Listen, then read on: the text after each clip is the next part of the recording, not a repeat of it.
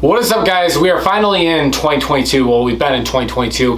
This is my final top 10 video so far until we get to the top 10 worst and best movies of 2022. But this is my top 10 most anticipated movies of 2022. Now, coming in at number 10 is Top Gun Maverick. Now, I've always wanted to see this movie almost fucking 2 years ago now. I was never a big fan of the first Top Gun. I own it back there on 4K. It was something to watch back in the 80s and stuff like that. I always liked that, but seeing the trailer for Top Gun Maverick, seeing Tom Cruise back in the jet, in the plane, it looks fun, and I cannot wait to watch it. I feel like it's gonna be a nice, fun, action, relaxed movie, popcorn movie. That's what I want from the summertime. It's supposed to come out in May, so I'm hoping we stick to that release date and we get to see that.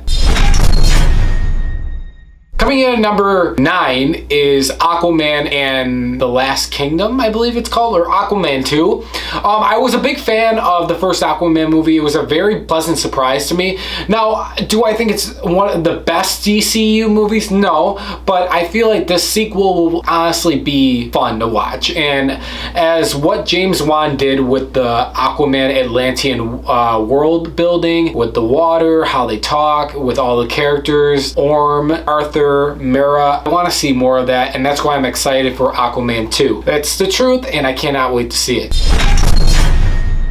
Coming in at number 8 is Jurassic World Dominion. Now, I'll be honest with you guys, I had fun with the first Jurassic World. I did not like the second one whatsoever. Fallen Kingdom was fucking horrible. I do not ever want to watch that movie again, but I have hope for Dominion. I like the idea of the dinosaurs that are all running free across the city. I feel like you can do some fun shit with that. Jurassic World, finally. It's called Jurassic World for a reason. So I'm excited to see that, and I hope it really just pays out what they were trying to set up from these other two installment. Let's hope, guys. Fingers crossed. Also, though, Chris Pratt's always an enjoyable person to watch, so I mean, you have that as well.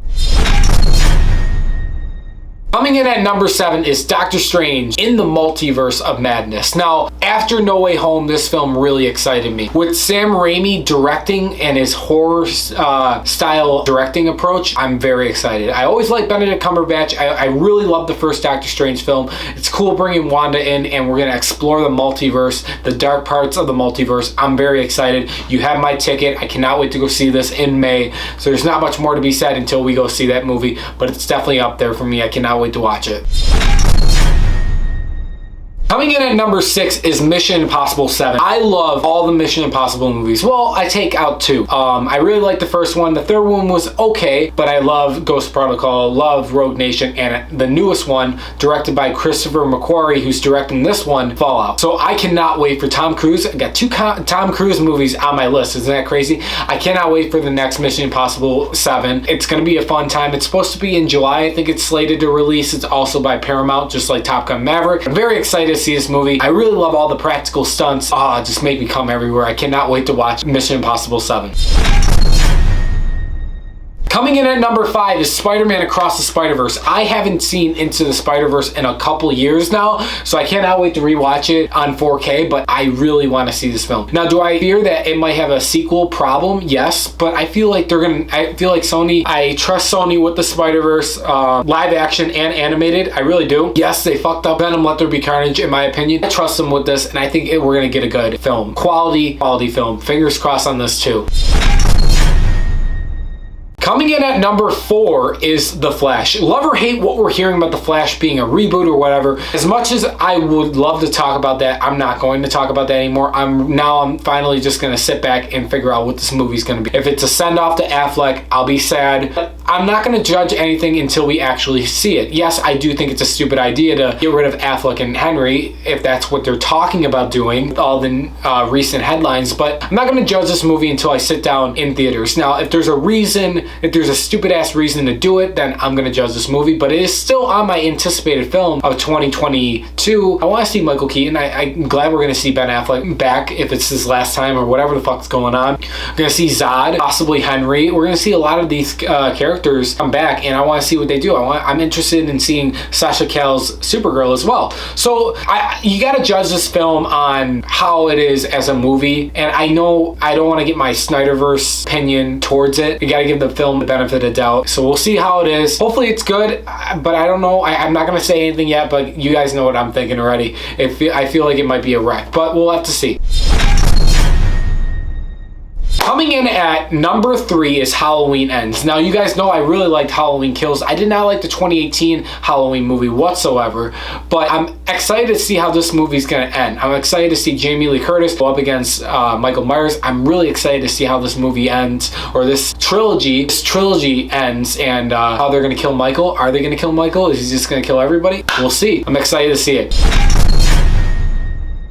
Coming in at number 2 is another movie that I'm a little controversial about right now. Thor: Love and Thunder. I love Chris Hemsworth. I love Taika Waititi, what he did with Thor Ragnarok. Natalie Portman returning as female Thor, I don't have a problem with, but don't our Thor, Chris Hemsworth Thor, have a backseat. Let him shine in this film. If it's going to be his last film, I hope it's not. I love Chris Hemsworth as fucking Thor, and what they did to him now, I'm really likable, fun. I can't wait to see it. And hopefully we get appearances by Corgan Meep, which we should, and Valkyrie. I love Valkyrie. I thought she was awesome in Endgame and in Guys, my number 1 anticipated movie of 2022 is, of course, The Batman, starring Robert Pattinson, Zoe Kravitz, Paul Dano, and Colin Farrell, and Andy Serkis, directed by Matt Reeves. I'm so excited for this movie. It comes out on March 3rd. There's not much more I've been saying about this, and we'll talk a lot more about it when it comes closer to the time, but this is the movie that I want to see. I got fucking Batmobile. Wait, I have a Lego Batmobile of this. Lego Batmobile of the fucking new movie. Yeah.